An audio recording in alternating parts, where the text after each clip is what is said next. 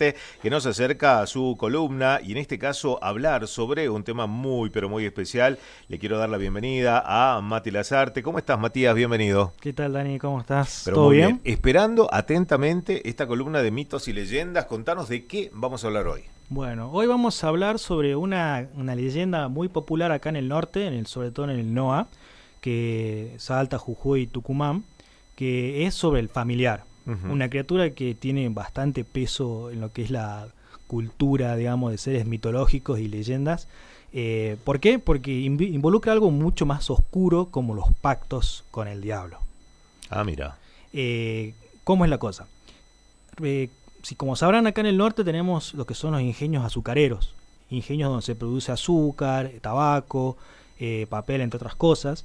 Y en la época de antes, estamos hablando de finales del siglo XIX, principios del siglo XX, es como que hubo una caída en lo que es la producción del azúcar, de todo esto, y los dueños del ingenio buscaban la forma de poder prosperar.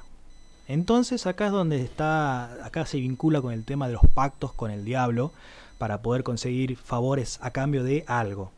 Entonces se dice que los dueños de estos ingenios lo que hacían era sacrificar a un peón una vez al año para que ellos tengan prosperidad. Entregarlo, así como y por lo general, como en esa época los peones prácticamente vivían ahí por el contexto de que trabajaban, eran jornadas duras de 12 horas, 15 horas, los explotaban también, les pagaban muy poco. Entonces buscaban por lo general peones que no tenían familia, gente que no hiciera preguntas, básicamente algo que sea fácil de hacer desaparecer, como quien dice. Entonces lo que hacían era, se dice, la gente que cuenta, mayormente la gente de antes, la gente vieja, la que cuenta estas historias, dicen que lo que hacían era mandar a un peón a arreglar una máquina en el fondo del ingenio, bien abajo, o a los sótanos del ingenio, y que después no aparecía más. Lo que dicen los testigos, la gente que trabajó ahí, es que a veces se encontraban punta de los dedos, se encontraban restos de sangre, pero que no explicaban, decían, no, capaz que se cayó en la máquina, capaz que pasó algo y pum, listo, a otra cosa. Ahora bien, vos te preguntarás qué es el familiar. Sí.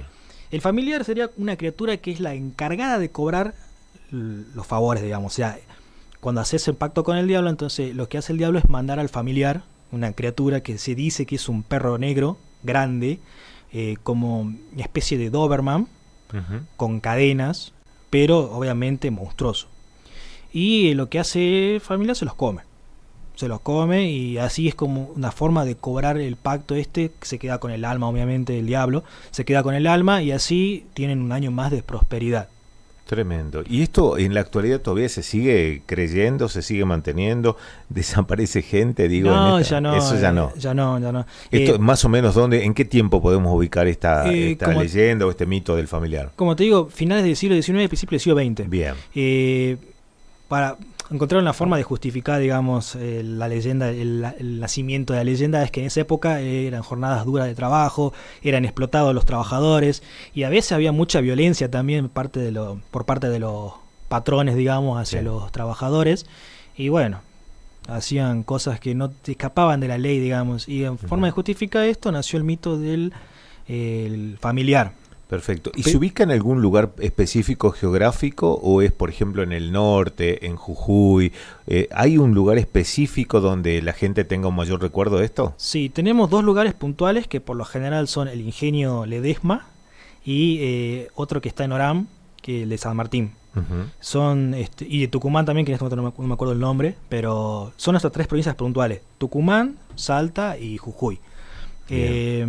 Pero las tradiciones orales siempre dicen que en Ledesma, por ejemplo, los habitantes de Ledesma, dicen que los viejos escuchaban arrastrar cadenas y gruñidos del perro, digamos, cerca del ingenio. Miedo ya. Escuchaba, entonces decían, no, ahí está el familiar, tengan cuidado, no salgan, no vayan para ahí, no se adentren mucho en el ingenio. Y así alrededor de todas estas tres provincias, que es el NOA, donde más circula, digamos, las versiones estas.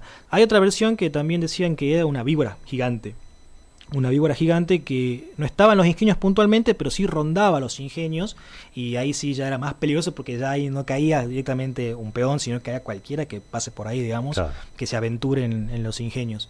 Y bueno, eso sería. Qué bueno, Básicamente. qué interesante esto, Matías, ¿eh? Y esto Sí, que sí. a veces no se conoce, no hay mucha difusión Claro, no. y forma parte de la historia, de la creencia de la gente. Gracias, Así Mati, es. nos No. encontramos el viernes próximo. El próximo viernes tenemos también otra leyenda muy arraigada del norte, que es la Salamanca. Ah, muy bien. Mitos y leyendas con Matías Lazarte, amigos. En el final de nuestro programa de hoy queremos agradecer